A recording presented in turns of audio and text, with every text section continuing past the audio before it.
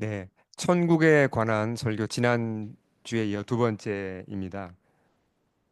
천국이란 주제로 천국이 어떤 곳이고 또 천국에 관한 여러 우리 성경의 가르침을 잘 따라가 보겠습니다. 워낙 그 방대한 내용이기 때문에 우리가 그 중에 몇 가지만 뽑아서 이제 말씀을 듣는데요. 오늘 제목은 아주 간단하죠. 우리 승리 어디 있어요? 승리. 우리 우리 우리 승리가 있기 때문에 이름이 같습니다. 빅토리아. 이거 이제 빅토리이고 우린 빅토리아죠. 우리 승리는. 자,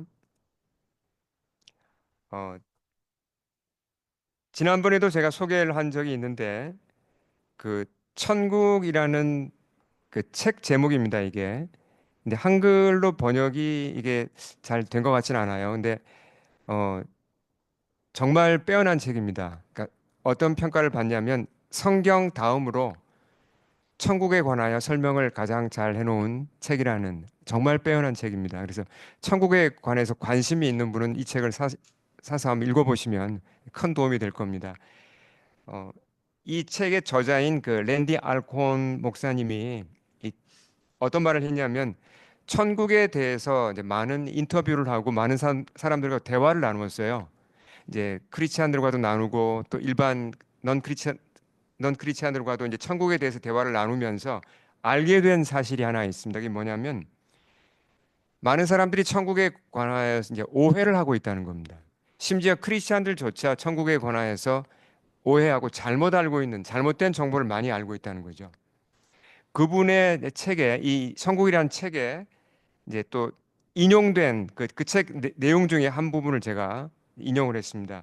우리 피어나는 제자들 앞을 보시면서 우리 같이 한번 읽어보겠습니다. 시작.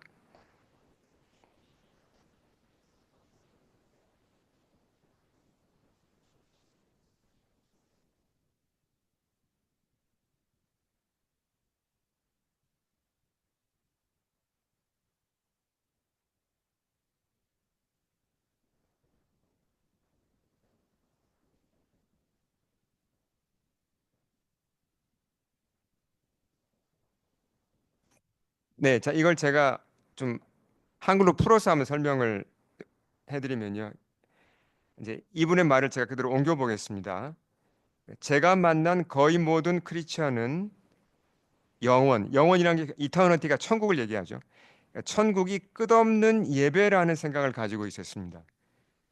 우리는 하늘에서 성도들이 끝없이 함께 찬양하는 것이 천국의 주된 모습이라고 생각하는 경향이 있습니다.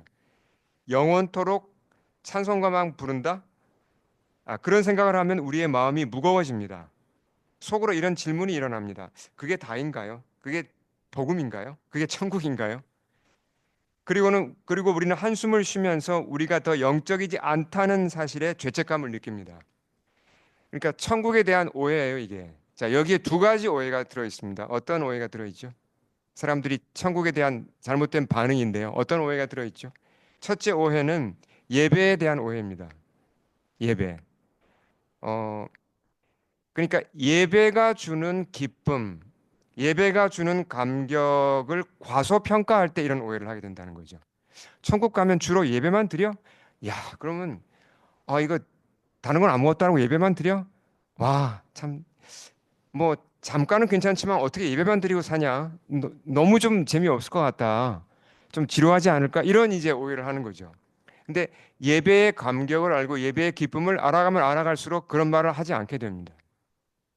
예배는 우리가 생각하는 것 이상으로 깊어요. 그렇죠? 여러분 체험할수록 그걸 느끼잖아요. 사람이 경험할 수 있는 가장 큰 기쁨과 가장 큰 감동이 예배 속에 있고 왜죠? 예배란 건 하나님과 우리가 교제하는 것이고 예배에 또 성도들과의 교제도 있습니까? 그렇죠. 우리가 예배에서 간증도 하고 그런 건 이제 어, 성도들과의 교제도 섞여 있고 하나님과의 교제도 있고 그 예배라는 건 정말 우리를 기쁘게 하는 겁니다. 예배의 어떤 그 가치와 예배의 기쁨, 어, 예배의 파워를 과소평가할 때 이런 오해를 한다는 거죠. 두 번째 오해가 있습니다. 이게 어떤 오해가 들어있죠? 천국에 대한 오해. 어, 천국에서 거기 가면 뭐 하는가? 근데 예배 외에 뭐 하는 게 없을까요? 예배 이렇게 모여서 드리는 예배 외에도 많은 것이 있어요. 그 예배 외에도 정말 많은 할 일이 있고 미션이 있고 모험이 있고 어떤 교제가 있고 정말 많은 삶이 있다는 겁니다. 근데 그걸 전혀 모르고 한 얘기예요. 지루하겠다. 뭐 그냥 구름에 떠가지고 뭐 이렇게 뭐 하프나 치고 있고 뭐 이런 어떤 잘못된 생각을 한다는 거죠. 근데 생각보다 많은 분들이 교회 다녀도 천국에 대해서 잘 모릅니다. 그건 성경을 그만큼 모른다는 얘기고 성경을 읽을 때 그러니까 천국을 알고자 하는 관심을 가지고 읽어보시면 성경이 달리 보여요. 이제 우리가 매년 성경을 1년에 일독하잖아요. 그렇죠? 이제 들어오실 때 성경 1년 일독표를 아마 받아오셨을 겁니다. 받지 않으신 분들은 나가실 때 받아가시면 좋겠는데요.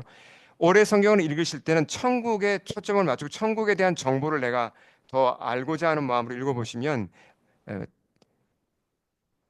많은 이 차이로 그러니까 다른 눈으로 성경을 보게 되고 신선하게 다가올 겁니다. 자, 천국이 지루하지 않다는 걸 우리가 뭘 보면 알 수 있을까요? 천국이 지루한 곳이 아니다. 이 지구는 누가 지었죠? 이 지구를 누가 지었죠? 하나님이 지었습니다. 여러분, 지구를 다 여행해 보셨습니까?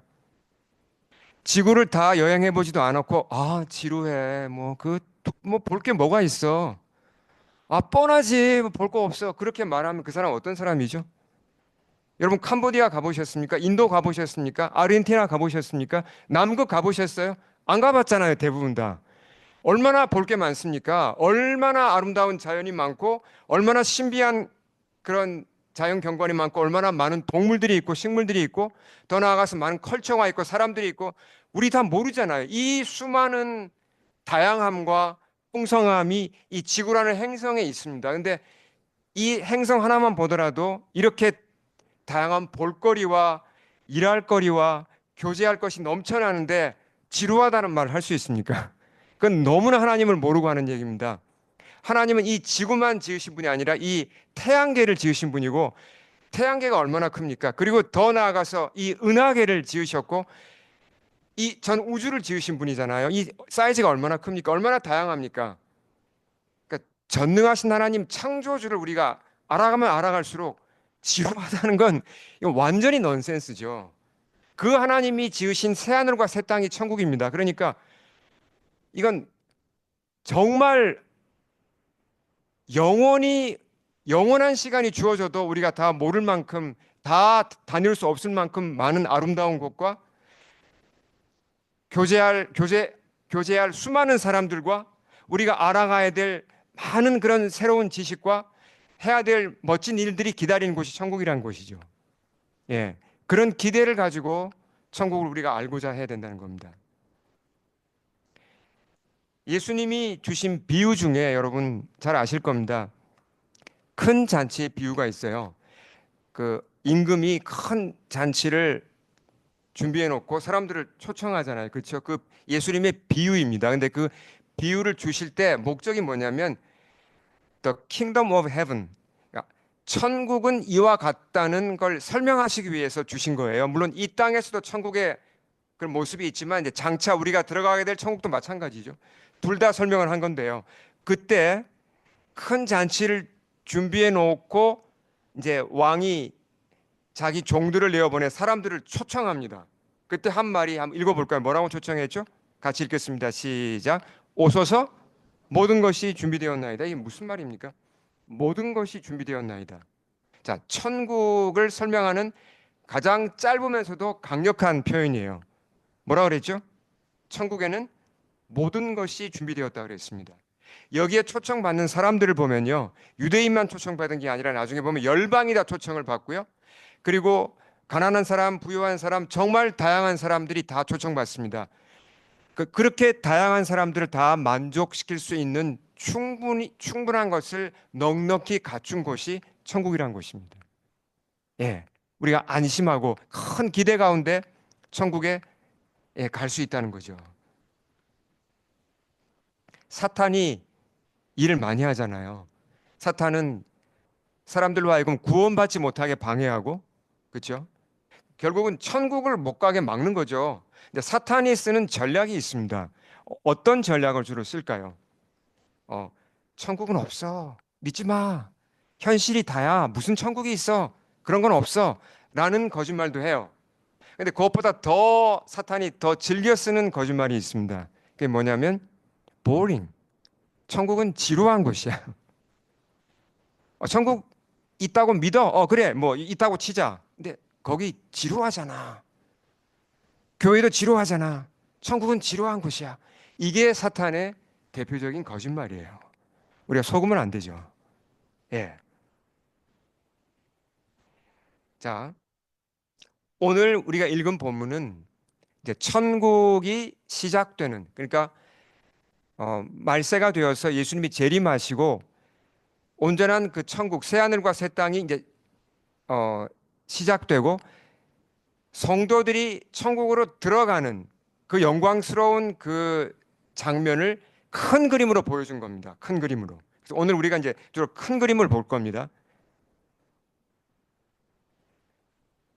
거기에 앞서서 우리가 좀 잠깐 짚고 넘어갈 게 있죠. 이제 너무 말세 이야기 전에 말세를 말씀드리기 전에 조금 더 전에 얘기할 게 뭐냐면, 자, 그러면 여러분, 우리 믿는 자들이 이렇게 예수님 믿고 살다가 죽으면 어떻게 되죠? 어디로 가죠? 어디로 갑니까? 우리 피어나는 제자들 어디로 가요? 예수님 믿고 죽으면 어디로 갑니까? 예, 당연히 천국인데 좀 디테일하게. 예. 자, 성경에서 답을 찾아야죠. 이제 여러 군데 답이 있는데 가장 확실한 것이 가장 그 쉽게 답을 찾을 수 있는 게 십자가에서 일어났습니다. 예수님 십자가에 돌아가셨을 때 두 명이 옆에 강도가 같이 죽었죠. 그렇잖아요. 같이 달려 죽었잖아요. 그 중에 한 강도가 회개했죠. 예수님 말씀을 받아들이고 그 강도가 회개했을 때 예수님이 하신 말씀입니다. 우리 같이 한번 읽어보겠습니다. 누가복음 시작. 예수께서 이르시되 내가 진실로 내게 이르노니 오늘 내가 나와 함께 낙원에 있으리라. 언제요? 예, today 그랬습니다. 오늘 그 강도가 지금 죽어가고 있잖아요. 근데 지금 죽으면 today you will be with me in paradise 그랬습니다. 예, 그러니까 예수 믿고 죽은 사람은 즉시 파라다이스로 가죠.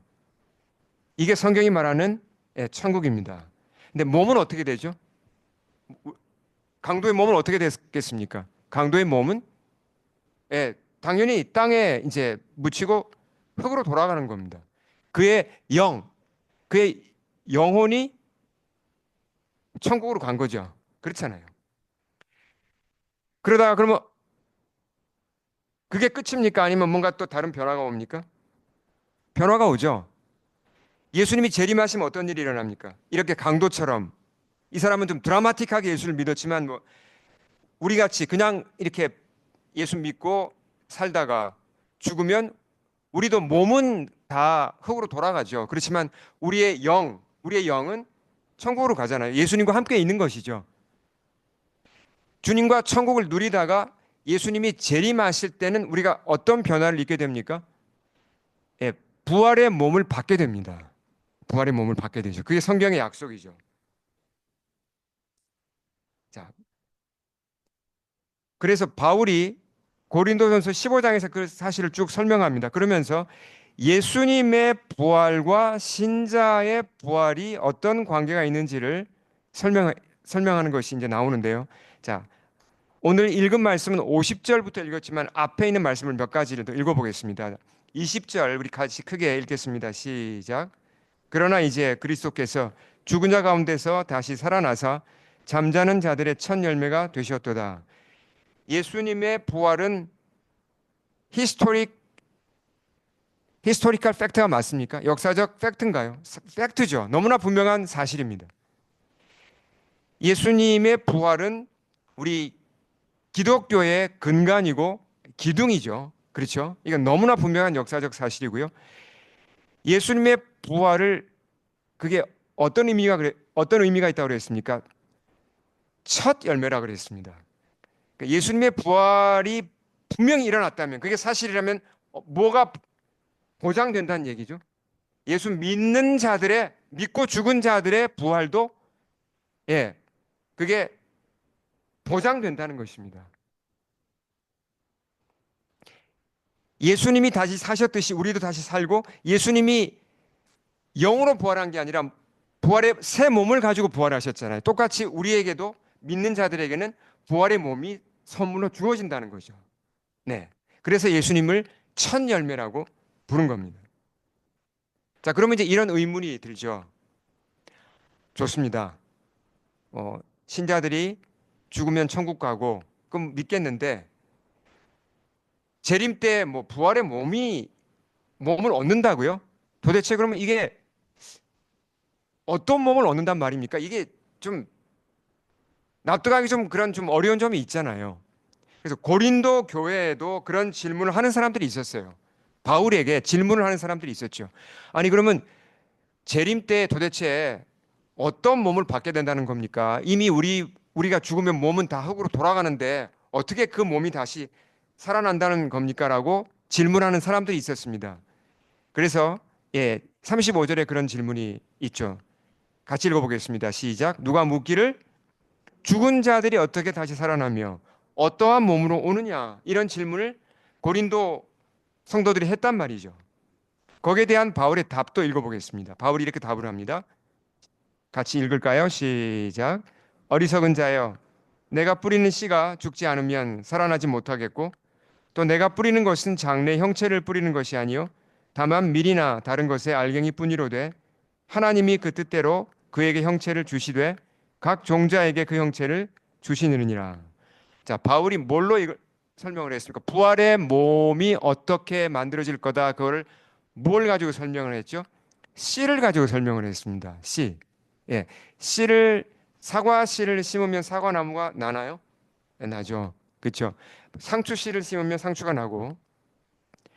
근데 씨라는 건 사실 정말 작고, 뭐 그 자체를 보면 아무것도 아닌 것 같은데, 먼지 같은데, 뭐 돌멩이 같은데, 그 속에서 놀랍게도 상추가 나오고 사과나무가 나오는 겁니다. 그러니까 제가 식물을 이제 기르는 걸 좋아합니다. 집에서 이것저것 이제 그 화분을 많이 기르는데요.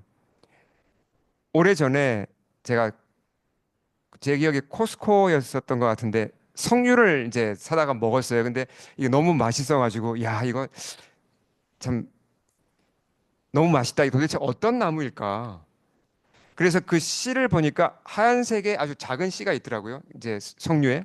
여러분 석류 다 드셔보셨죠? 그래서 그 씨를 제가 심었습니다. 이게 과연 날까? 이게 싹이 나더라고요. 그래서 거의 한 30cm 가까이 키워보았어요. 그러니까 초록색 좀 길쭉한 잎사귀가 나오더라고요. 혹시 석류나무 보신 분 계십니까? 혹시? 안 계세요? 네. 아, 여기 계시네요. 진짜 석류나무가 나오더라고요. 예. 그래서 이제 제가 이제 키워보면서 감동을 했습니다. 야, 그 작은 씨에서 이런 나무가 나오는구나. 물론 이제 그 집 안에서 기르니까 크게 자라진 못했습니다. 그냥 작은 나무로 이제 자랐는데. 자, 그럼 한번 이렇게 생각을 해보죠. 석류라는 걸 전혀 본 적이 없는 사람이, 한 번도 석류를 본 적이 없는 사람한테 석류 씨를 주고, 아, 자, 선생님, 이 씨에서 무엇이 나올지 한번 상상해 보십시오. 짐작해 보십시오. 그러면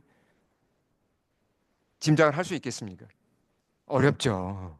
도대체 어떤 모양의 잎사귀가 나올지, 어떤 꽃이 나올지, 어떤 열매가 나올지 모르잖아요. 그 작은 씨를 보고는. 근데 사실은 그 씨 속에 뭐가 들어있습니까? DNA가 있고, 그러니까 전능하신 창조주께서 설계해 놓으신 대로 보면 그 초록색 잎사귀와 그 꽃과 열매가 다 사실 다 디자인 되어 있잖아요. 우리가 부활의 몸이 어떻게 만들어질까? 부활의 몸이 어떻게 우리에게 주어질까를 생각할 때 반드시 생각해야 되는 건 뭐냐면 창조주 하나님입니다.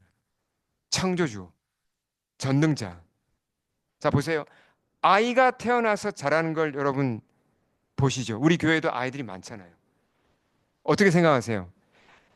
없던 존재였는데 어느 날 이제 엄마 뱃속에 아이가 생기고 그게 점점 자라서 결국은 작은 베이비로 태어나서 점점 자라잖아요. 어, 감동이고 참 신비고 놀라움인데요. 그래서 한 걸음 더 깊이 들어가셔야 돼요. 너무나 사실 이게 우리가 모르는 게 많습니다. 어떻게 세포가 자라고, 어떻게 뼈가 자라고, 어떻게 기관들이, 조직들이 만들어져서 또 아이가 움직이고, 어떻게 걸어 다니고, 말을 하고, 생각을 하고, 기억을 하고, 반응을 하고, 사랑을 하고, 이건 우리가 모르는 게 너무 많아요. 이렇게 인체 하나만 보더라도 전능자의 솜씨가 보이잖아요. 아무것도 없는 데서 하나님이 그 사람을 만든 겁니다. 그 전능자가 왜 우리에게 부활의 몸을 주지 못하겠습니까? 넉넉히 주실 수 있는 거예요. 아멘.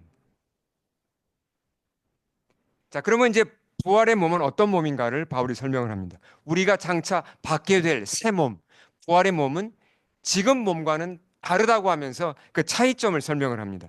자, 42절, 43절까지, 예, 42, 44절까지 같이 한번 읽어보겠습니다. 시작. 죽은 자의 부활도 그와 같으니 썩을 것으로 심고 썩지 아니할 것으로 다시 살아나며 욕된 것으로 심고 영광스러운 것으로 다시 살아나며 약한 것으로 심고 강한 것으로 다시 살아나며 육의 몸으로 심고 신령한 몸으로 다시 살아나나니 육의 몸이 있은즉 또 영의 몸도 있느니라 그랬습니다. 자, 이게 대조를 했거든요. 조심해야 될 건 뭐냐면요. 현재 우리의 몸을 폄하하는 건 절대로 아닙니다. 기독교는 현재 우리의 삶이나 우리의 몸을 절대로 이건 육에 속한 거야 이렇게 폄하하지 않습니다. 지금의 우리의 몸도 귀한 거예요. 빼어난 하나님의 작품입니다. 그렇지만 우리가 장차 받게 될 부활의 몸과 비교하면 이게 다르고 부활의 몸이 훨씬 더 영광스럽다는 걸 지금 강조하는 겁니다. 지금 몸은 보세요. 우리 청년들 같은 경우 얼마나 이 기운이 넘치고 좀 액티브하고 정말 멋져요. 그렇지만 여러분 세월이 흐르면요. 우리 피어나는 제자들 저도 여러분 같은 때가 있었습니다. 예. 저도 20대일 때가 있었고 예. 막 3일을 앉아도 막 그렇게 예, 버티면서 시험 공부할 수 있는 때가 있었어요. 예. 지금은 도저히 그렇게 안 되죠. 근데 우리 몸이 어떻습니까? 이 말씀대로 자, 썩을 것으로 심는다는 표현을 했습니다. 그러니까 지금의 몸은 어떤 몸이라고요? 지금 몸은 perishable 그랬습니다. 썩는 몸이에요. 아무리 건장해도 시간이 흐르면 나이가 들고 노쇠해지는 결국은 죽을 수밖에 없는 몸이라는 얘기예요. 근데 부활의 몸은 썩지 않을 몸이라고 그랬습니다. 아멘. 지금의 몸은 욕된 거라고 그랬습니다. 욕된 거는 dishonor 그랬습니다. dishonor. 자, 우리가 새해를 시작하면서 여러분 뭐 결심 많이 하지 않으세요? 이것저것 많은 이제 뭐 보통 운동 결심 많이 하잖아요. 운동해야겠다. 뭐 이제 뭐 슬로우 조깅도 하고 뭐 무슨 이제 뭐 이렇게 덤벨도 하고 또 어떤 분들은 뭐 다이어트도 하고 뭐 또 여러 결심하시는데 예, 잘 안 되는 이유가 뭐죠? 아, 몸이 약하잖아요. 몸이. 나는 원하는데 이 몸이 그냥 자꾸 이게 유혹에 끌려가. 안 먹어야 되는데 이게 안 먹어야 되는데 유혹에 넘어가서 먹잖아요. 그게 dishonorable. 그러니까 정말 이 욕된 몸이에요. 약하잖아요. 또 보면 우리 몸은 약하다 그랬어요. 근데 욕된 현재의 몸이 영광스러운 몸으로 바뀔 것이고 현재 약한 몸이 강한 것으로 바뀔 거라고 그랬습니다. 그리고 육의 몸이라는 표현은 뭐냐면 이 땅에서 살기에 적합한 몸이라는 거예요. 육의 몸과 어, 육의 몸, 이 땅에 적합한 몸인데 부활의 몸은 신령한 몸이죠. 신령한 몸은 다른 말로 같은 말입니다. 영의 몸이라고 그랬죠. 그러니까 이 땅에 적합한 우리의 몸을 하나님이 주셨듯이 천국에 적합한 몸을 주시는 그게 부활의 몸이라는 겁니다. 얼마나 소망이 됩니까, 여러분? 소망이 안 되십니까? 저는 정말 소망이 됩니다. 제가 몸이 약해가지고 이래저래 고생을 많이 하는데요. 이 말씀만 보면 참 소망이 돼요. 제가 1월이 되면 좀 사실 좀 마음에 이렇게 슬픔이 있습니다. 왜냐하면 저희 어머님이, 제가 사랑하는 어머님이 1월에 돌아가셨어요. 1월 10일이 어머니 이제 기일인데 5년 전에 이제 돌아가셨는데, 그때 이제 급히 제가 한국을 이제 갔었고 요양병원에서 어머니를 뵀습니다. 어머님 정말 젊었을 때 아름다우셨는데 연세가 드시면서 시력도 잃고 무릎도 나빠져서 걷지 못하시다가 결국 요양병원에서 이제 돌아가셨는데, 돌아가시기 얼마 전에 이제 제가 가서 이렇게 뵈면 이제 거의 말씀을 거의 못 하셨어요. 근데 제가 이렇게 예수님 얘기를 하면 눈이 초롱초롱해지시더라고요. 그리고 천국 소망을 얘기하면 정말 목소리가 안 나오는데도 아멘이라고 하셨어요. 아멘이라고 답을 하시면서 제가 그때 뭘 봤냐면, 어머니 그 어머니 속에 부활의 생명이 있다는 게 제 마음에 확실하게 다가왔습니다. 이렇게 죽음을 앞두고 이렇게 고통 속에 있는데도 부활의 소망이 있으니까 눈이 빛나는구나. 그리고 마음의 평강이 있구나. 그걸 제가 아주 확실하게 봤습니다. 그래서 제가 일기에 그걸 써놨어요. 그러니까 예수님이 주시는 힘이 이런 거구나. 제가 그걸 분명히 보았습니다. 어머님이 예수 믿고 사셨고 천국 소망 가운데 그렇게 떠나시는 걸 보면서 제가 천국 소망을 더 분명히 저도 붙잡을 수 있었어요. 자, 다시 말씀으로 돌아갔어요. 자, 마지막 날에 어떤 일이 일어나는지 이제 좀 더 큰 그림으로 보겠습니다. 자, 예수님의 재림이 일어날 장면이죠. 같이 읽어볼까요? 51, 52절 시작. 너에게 비밀을 말하노니 우리가 다 잠잘 것이 아니요 마지막 나팔에 순식간에 호련히 다 변화되리니 나팔 소리가 나매 죽은 자들이 썩지 아니할 것으로 다시 살고 우리도 변화되리라. 여러분, 바울이 왜 이런 말을 썼을까요? I tell you a mystery 그랬습니다. mystery, 비밀이라 그랬습니다. 이건 그냥 대충 보면 이게 이해도 안 돼요. 그러나 정말 예수님을 믿고 내 영적 눈이 열리면 이 사실이 믿어지고 소망으로 내 속에 들어온다는 얘기죠. 재림에 대한 소망, 천국에 대한 소망이요. 예수님 재림하실 때 이제 먼저 죽어서 그 영혼이 천국에 가 있는 자들이 먼저 새 몸을 받게 되죠. 부활의 몸을 받게 되죠. 그렇죠? 십자가의 강도도 그때 새 몸을 받을 것이고, 뭐 아브라함이나 이삭, 야곱, 바울 다 그 사람들이 또 우리를 앞서간 제 어머니를 비롯해서 그 모든 이제 성도들이 새 몸을, 부활의 몸을 받을 겁니다. 그리고 예수님 재림 시에 이 땅에 살아있는 사람들은 어떻게 된다 그랬죠? 소위 말하는 휴거가 일어나서, 예, 어, 순식간에 이제 변화되어서 부활의 몸을 받게 된다는 거죠. 참 미스테리이기도 합니다. 참 신비하지만 영광스러운 장면이죠. 근데 그때 일어날 중요한 일, 바울이 그 아주 중요한 일 하나를 얘기합니다. 자, 우리 같이 한번 읽어보겠습니다. 시작. 사망아, 너의 승리가 어디 있느냐? 사망아, 내가 쏘는 것이 어디 있느냐? 사망이 쏘는 것은 죄요, 죄의 권능은 율법이라. 우리 주 예수 그리스도로 말미암아 우리에게 승리를 주시는 하나님께 감사하노니. 그래서 마지막 날에 일어날 가장 중요한 일 중에 하나인데요. 이건 시예요, 사실. 구약에 있는 걸 바울이 인용한 겁니다. 예, 구약 성경을 인용한 거예요. 바울이 지어낸 얘기가 아닙니다. 이게 시적으로 표현한 거고, 그러니까 이 사망, 그러니까 죽음을 의인화한 겁니다. 사람인 것처럼 표현을 한 거예요. 죽음이 사실은 뭐 죽음 자체가 무슨 인격체가 아니죠. 그렇지만 이제 시적으로 표현한 거죠. 죽음이란 게 왜 이 세상에 생긴 거죠? 죄 때문에 들어온 건데요. 결국 보세요. 하나님이 생명의 근원 맞습니까? 모든 생명의 근원이 하나님 맞습니까? 근데 사람이 하나님을 떠나가고 하나님을 거절하면 어떻게 되죠? 생명으로부터 끊어지는 거죠. 그게 죽음인 거예요. 그렇잖아요. 하나님을 거절하고 내가 하나님께 등을 돌리는 그게 뭐죠? 그 죄잖아요. 그러니까 죄 때문에 죽음이 들어온 건데 천국 이제 이 죄와 죽음 문제가 다 완벽하게 해결된다는 겁니다. 그래서 사망이라는 게 없어진다는 거죠. 그걸 시적으로 표현한 겁니다. 예. 이게 사실이라면, 문자 그대로 사실이라면 이것보다 더 큰 복음이 어디 있습니까? 여러분 믿으십니까? 아멘. 근데 특별하게 여기서 주목해야 될 단어가 승리라는 단어입니다. 영어로 보면 정관사를 붙였어요. The victory라고 그랬습니다. 바울은 이게 승리라는 표현을 했어요. 그러니까 천국에 들어가는 것이 이게 the victory라고 표현을 했어요. 승리다.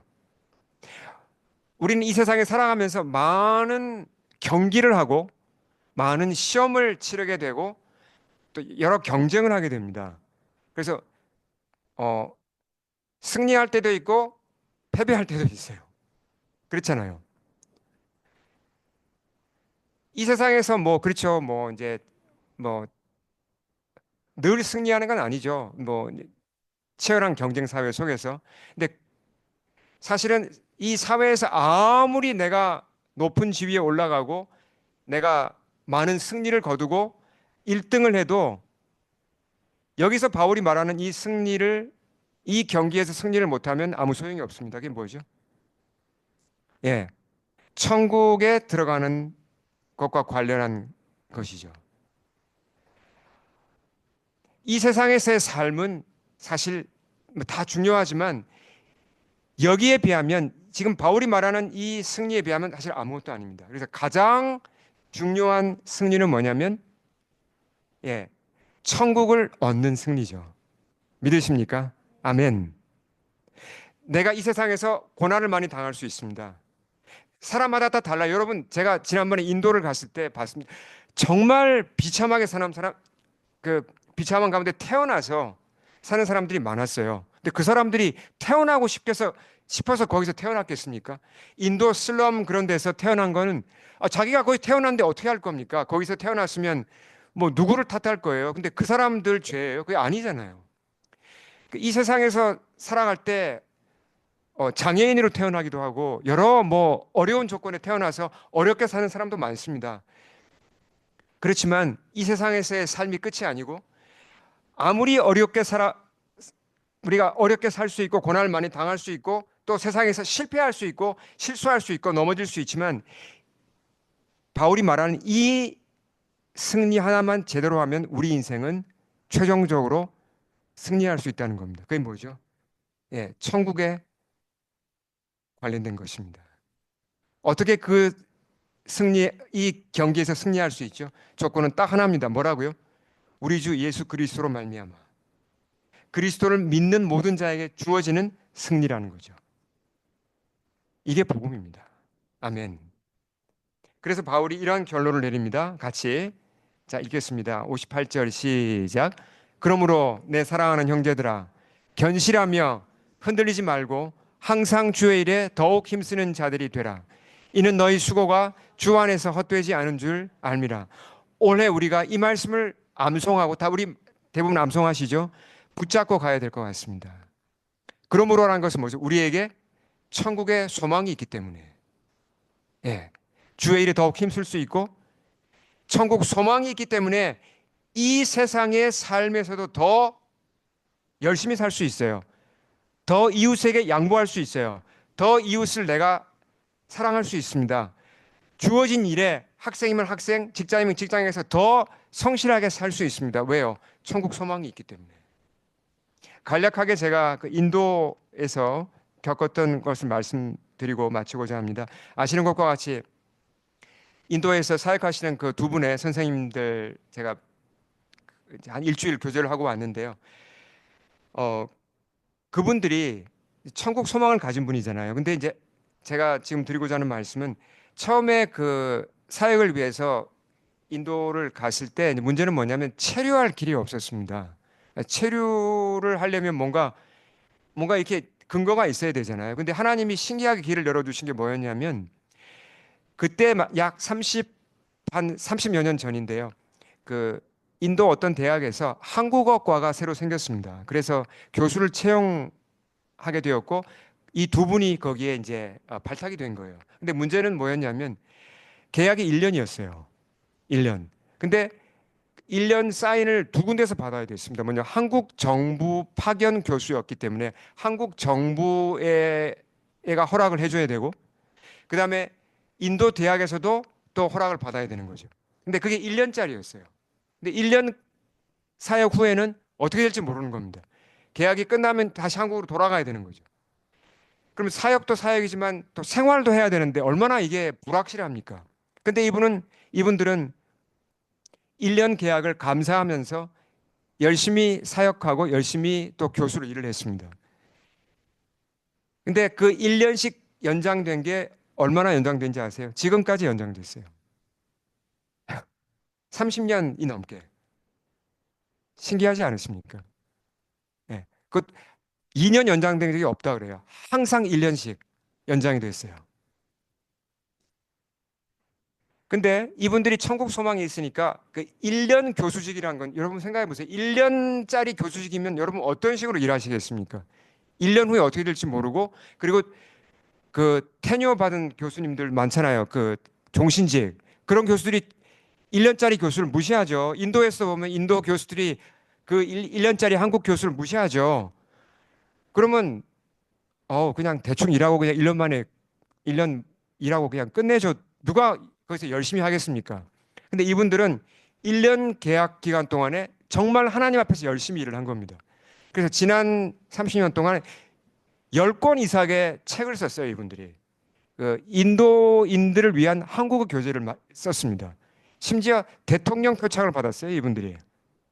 그래서 인도 사회에서도 일반인들에게도 존경받는 그런 분들이 된 거예요. 그러니까 그런 놀라운 열매가 그들의 이분들의 삶에 맺히는 겁니다. 자, 정리를 해보면요. 천국 소망이 있을 때 천국만 바라보고 그냥 이 땅에서는 무슨 어, 아무 이 땅에서는 관심 두지 않는 이상한 나그네로 사는 그런 게 아닙니다.